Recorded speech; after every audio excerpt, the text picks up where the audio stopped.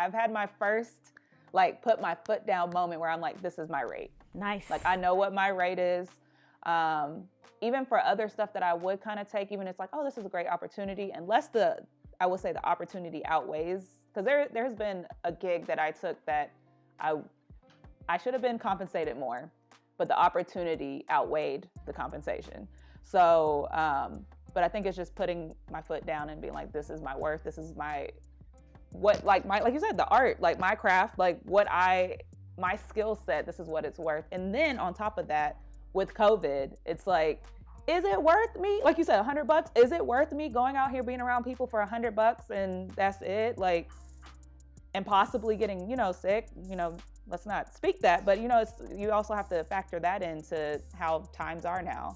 What's up, everybody? It's Abby here, and welcome to another episode of Modern Day Unicorns. Today, I have Christie. Christie and I went to high school together, and now it's like it's a hot minute since then. Now that's actually a mess, but she's doing some wonderful things, and I wanted to make sure I brought her on here so she can share her journey. She's an athlete, she's an actress, she's a bunch of different things. So I want to kick it off. Christie, please tell us a little bit more about you. Okay, yeah. So played basketball, ran track my whole life. Went to Kennesaw State where I graduated. Studied film and communications and kind of fell into marketing full time. So I kind of put my dreams on hold. COVID hit and lost my job, as did the rest of the marketing department. And then I was like, yeah, let me start taking my dreams back seriously, because I feel like everything happens for a reason. And so since October last year, I used that kind of as my point where I started taking acting seriously. So I started acting full time as well as writing. And then I still dabble with marketing now, but like it's more acting full time. Well, I think that's what I like so much about, like, in a sense, our generation now is that we kind of did the traditional route. We went, most of us went to school. Yep. And tried to do the whole right. Go get a good job thing. And now many of us in that stage is like, this ain't gonna work. If COVID didn't do it to you, yeah, it's just like, I just can't do this. So tell us a little bit about more of how you did go to school. Yeah. You went ahead and got your job, but then how did your dream go to the back burner? Okay. So I will say that I did love my last full-time job. And I think it was trying to figure out the difference between, you can have multiple things that you love doing. That doesn't necessarily mean that's your purpose or your calling. And I think just because I loved my job, it paid well, I became kind of stagnant as far as like acting. And I was acting still like here and there, but it was kind of hard. I had a very flexible full-time job. So I worked from home. I traveled a good portion of the year. But then with that even being flexible, I had to pass up on auditioning for things that I'm like, okay, cool. I have an audition on this day, but if I book this, say August 20th, I know I'll be in Florida working an event on August 20th. So I can't even audition. So it kind of kept doing that to the point where I'm like, I look up a year later has passed and I haven't auditioned for anything. Cause I'm just like, oh, well, I can't audition for that, or I can't audition for this because I'll have to be here. So that's kind of how it got pushed back. I will say that was still writing, because writing you can do at any time, anywhere. You don't need anybody else. But acting is a little different. So that's kind of how it dwindled to the back burner.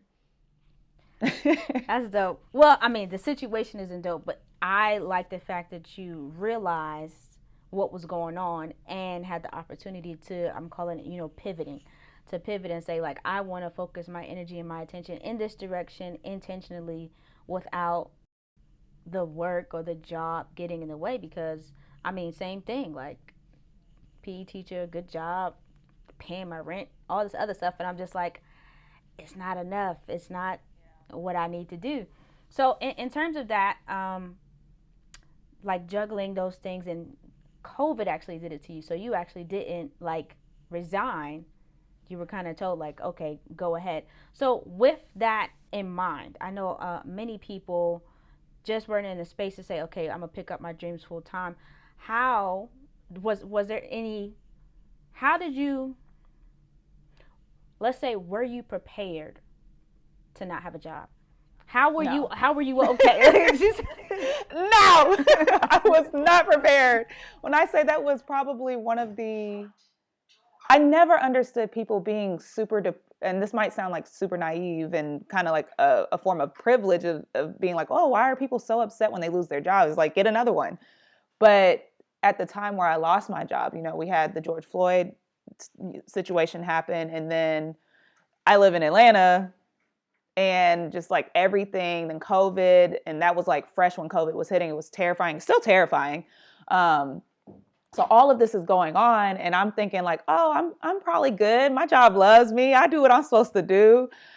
And it was just, I kid you not, I was literally at that moment, I was at my storage unit. So I have like my storage unit for the Southeast, and I'm loading up, doing what I'm supposed to do, going above and beyond. And I get a call, and it's just like, do you have a moment? And I'm like, yeah, I'm just loading up to do what I'm supposed to do. And she's like, yeah, so I have so-and-so on the phone. And my boss was upset. She was choked up. Oh, you're one of the hardest ones to let go. So it was like, I wasn't expected. I didn't think I was going to be in the group that was let go. So no, I wasn't prepared. There was a lot of things that with having consistent income like that I was preparing for, like to purchase a house and, life things. And it just like slapped me in my face.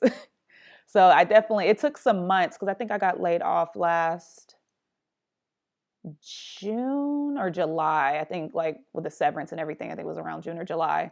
So that kind of shows you how many months it took me to kind of pick myself back up and be like, okay, I need to figure something out, because what I was doing in marketing was field marketing, and there is no field marketing. There's no events going on in 2020. There's no people, like there's no interaction with people because of COVID. So even if I wanted to find another job, there were no other jobs in the field that I had almost 10 years of experience in. So I just kind of had to pick myself up and figure out like, what is it that I want to do? What is it that I love to do? And there has to be a reason that this happened at this time. So, yeah. Now with all that going on and you kind of figuring out where you want to be, what are you now doing? What did you do first, kind of after you got out of that haze of like what is happening? Like how did you strap up your boots and say, okay, this is the plan moving forward? Yeah. So crazy thing is, it's, I feel like blessings do come through people. And I had a friend that hit me up to help them just like reading through lines, because he's a full-time actor.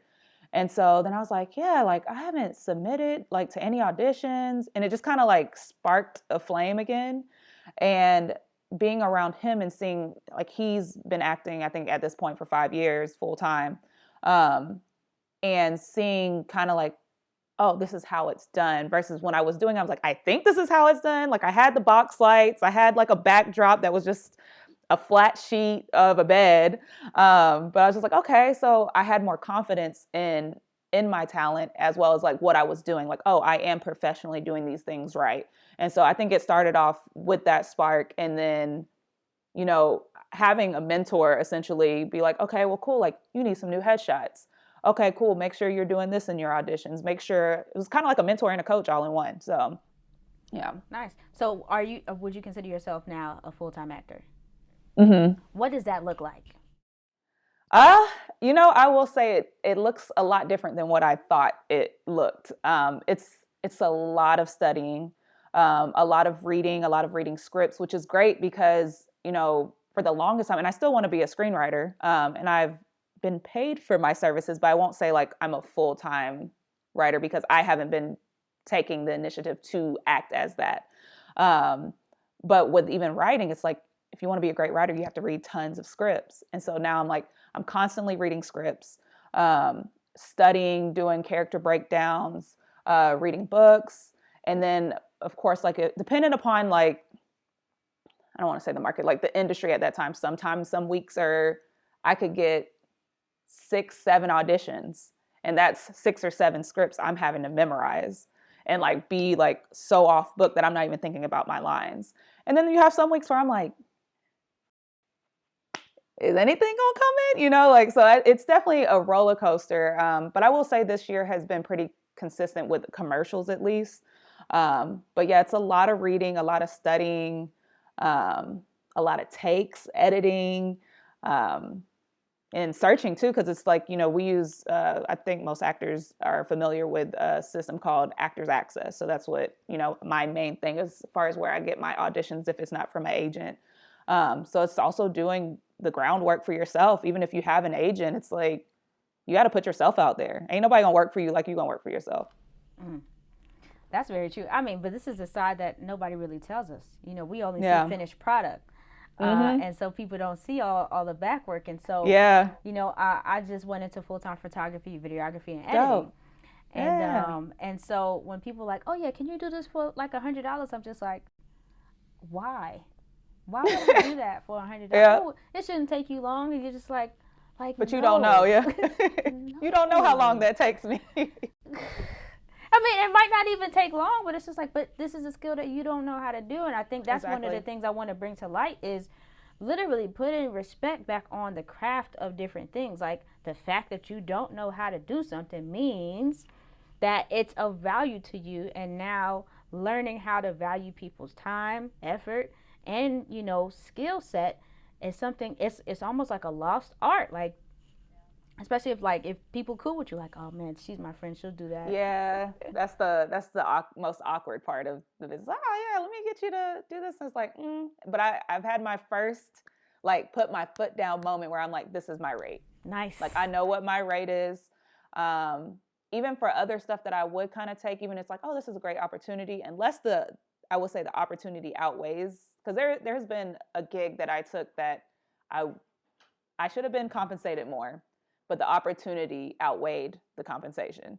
So, but I think it's just putting my foot down and being like, this is my worth. This is like you said, the art, like my craft, like my skill set, this is what it's worth. And then on top of that, with COVID, it's like, is it worth me? Like you said, $100, is it worth me going out here being around people for $100 and that's it? Like, and possibly getting, sick, let's not speak that, but you also have to factor that into how times are now. That's true. So, okay. So one other thing, right? People get into these varying fields and 2-3 months in, they lose motivation. What is your motivation? How do you keep going? What is stopping you from getting another job at this point in time? Like, did you give yourself a time frame? Like, what is keeping you going and saying, I'm gonna make this happen? That's a good question, because I feel like I was like, okay, well, let me see like where I'm at in a year. I wasn't saying that as far as like, oh, I'm gonna quit, but it's just like, let me go full force for a year and see where I end up. I will say, like with acting, it's something different every day, so it doesn't get redundant as like a office job or other things I've done in the past. So I don't think that's really crossed my mind. Now, if I'm being honest about the full time, it is nice having that paycheck biweekly where it's just like, I know I'm getting paid this, and I have thought about like, because there's a lot of actors and full-time actors that, do part-time jobs, whether it's bartending or babysitting. So I have like looked into that because we do have like some slow moments. But it's just, I think I'm at that point now where I'm trying to figure out what does that look like with incorporating if I do get another job. So, yeah. I think that word sometimes can be misleading too. It's just like, I'm full time with this, but that doesn't mean I won't do something else real quick. Exactly, yeah. That doesn't mean I won't do other things as well. It's just like, hey, like we gotta be reasonable. Like, exactly. Like if I need to go substitute at a school, like it's I'll whatever do what I need to do. Yeah. Well, that's what's up. So, I mentioned a little bit earlier that if you can give 3 tips to anybody looking to start the acting career, looking to into writing or what have you, just somebody who's at that point where maybe they did lose their job, or maybe they're at the point where it's just like they're unfulfilled in their particular position, what would you say to that person who's had their dreams on the back burner, how to go ahead and bring that thing back to the front? Gotcha. I guess I will start specifically with acting. And I'll try to word this because I know with a lot of people losing their jobs, when you say the word invest, it sounds quite, oh, I ain't got that. Like, I ain't got this, you know? So it's just like, okay, well, let me scale back on eating out so much, or let me scale back on certain things where it's like, okay, cool. If I have to invest $500 to have the best headshots that I can possibly have, or go to the best, Can you please say that again? Sorry, please say that one more. No. Oh, what? I want you to go ahead and say $500 for headshots one more time for me. Oh, please. $500 for headshots. Please Yeah. Tell them something realistic. Please, Yes. thank you. Yes, $500 for some headshots, and I'll be honest, that was a pill I had to swallow, because I'm like, oh well, I started off. This was maybe like 3 or 4 years ago when I first got some headshots. I went the cheaper route, which they were good for at that moment. But it's like, if you want to take it serious and you want people to take you seriously, then your headshot should show that. So if I'm giving you a $30 headshot, they're going to look at you like, oh, you $30 talent. So if I'm coming over here with, I'm literally like, who is the best person I can get my headshots from in Atlanta? That's who I need to shoot with. And that takes some research. And just because that might be the best person, there's a lot of great photographers out here, but it's like also finding, you know, the photographer that's best for your skin complexion. Some photographers shoot women better than men, vice versa. So even still to this day, after shooting with who I thought was the best, I still like am putting together a list of people like, okay, cool. Like, I know I want to go for these roles. This photographer does a great job capturing that essence of that character. So that's who I want to go shoot with next. So I would definitely say invest as far as headshots. I would say take the time to figure out what it is as far as what characters you want to play. And that's something it's like I know what I want to play half the time. And then I'm like, oh, but I would like to do this too, and this, that, and this, and that. So that would help with the headshots. Because when you go into a headshot, you want to really give off what that role is that you want. So you should dress like that. Your hair should look like that. Makeup should be natural anyways, but your facial expressions, like you should literally look like we got a still out of that scene of that role for that movie. And then building your resume, I would say, and doing the groundwork. So I use Actors Access. I know there's other actors that use Backstage. I forget, there's like 3 or 4 other ones, but I found most success with Actors Access. And then reading a lot of scripts. And I think that can go over for writers or actors. It's like, do your research, take some master classes, go to YouTube University, like do what you got to do, like really be out there. And that looks different now in 2020 or 2021, how I guess it probably would have looked back before COVID. But yeah, just be safe and be smart. And I think that's another level or a layer of things. Like now it's like I'm also in my personal life, it's like I'm having to make sure, not that I wasn't like taking care of myself anyways, but it's like I have a different level of caution of where I'm going. So it's like, hey, I'm not going to go out to a whole bunch of festivals when, say, I book something later this week and I have to go get a COVID test. I don't want to be stressed out about like, dang, I was just around 1,000 people. And if this comes back negative, I lose that job opportunity. So I would say just prioritizing everything too. So. Ooh. That was great though. I love what you said. And it is, I think, bringing to light the things that your due diligence that you have to do for your part. A lot of times I think people think that just going to be an overnight sensation. They're going to go viral. And even the people that go viral have to learn a whole new skill set and say, well, you've done this. If you want to be consistent, you got to do X, Y, and Z. So that was great information. So thank you so much for that. Oh, and I did leave out one, coaching. Just like we had to practice for basketball, you have to practice and be coached. I know it's hard because for me, I'm trying to wait till it gets to the point where I can have in-person coaching because I'm like, I did the virtual coach acting classes. I liked it, but I feel like it would just stick better with in-person. But whether it's, like I said, if it's taking a master class, if it's getting into some virtual coaching classes, acting classes, definitely like practice that muscle. Yeah. That's dope. Now, I just want to plug this. I probably did it in another episode, but like you said a lot of about reading. And where's a great place to find reading material? The library. Yeah, right. The library. Now, people forget about the library. It's like the library, and the library has transitioned, or they were ready before COVID but so the library that I have in Maryland, they have like a whole bunch of like digital resources to use, and one of them is like I should get sponsored by them one day, but the LinkedIn Learning, man. LinkedIn Learning is like the professional YouTube, and it's dope. And there's so much stuff, even if it's some stuff can be a little bit outdated, but the information is still rich from actual professionals. So I would just say when it comes to research and everything like that, like you have to look around, like understanding that purchasing master classes, purchasing coaching, and these are all things that I've also had to do. They can get quite expensive, but there are free things. There, YouTube. There's lots of information that you can find if you do your research and do that. So, small plug for the stuff that we already have access to. If you are a person that doesn't have the funds to fork up right now.